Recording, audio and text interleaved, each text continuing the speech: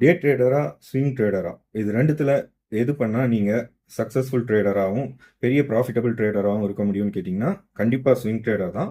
Swing ட்ரேடிங்கில் உங்களுக்கு வந்து பார்த்தீங்கன்னா பெரிய மூவ்ஸ் கேட்ச் பண்ண முடியும், லெஸ் டென்ஷன், உங்களுக்கு ரிஸ்க்கும் கம்மியாக இருக்கும். ஏன்னா நீங்கள் வந்து கம்மி லாட்ஸை வச்சு உங்களால் பெரிய மூவ்ஸ் கேட்ச் பண்ணிட்டீங்கன்னா உங்களுக்கு தேவையான அமௌண்ட் கிடைச்சிடும். ஆனால் டே ட்ரேடிங்கில் வந்து பார்த்தீங்கன்னா உங்களுக்கு market moves only 10% of the times அப்படின்னு சொல்லுவாங்க. இது வந்து மார்க்கெட் கோட்ஸு, நான் சொன்னதில்லை.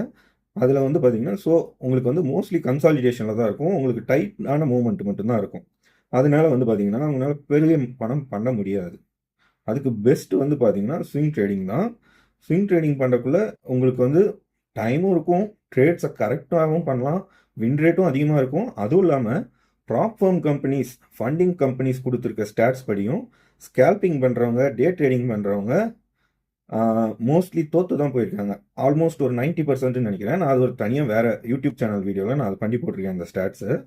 ஸோ நீங்கள் வந்து ஸ்விங் ட்ரேடிங் கற்றுக்கலாம். ஸ்விங் ட்ரேடிங் பண்ணுறது மார்க்கெட் மெக்கானிசம் மாடல் படி பண்ணிங்கன்னா உங்களால் எல்லா விதமான ட்ரேடிங்கும் அற்புதமாக பண்ண முடியும். மார்க்கெட்டோட each and every U turn points உங்களுக்கு தெரியும்.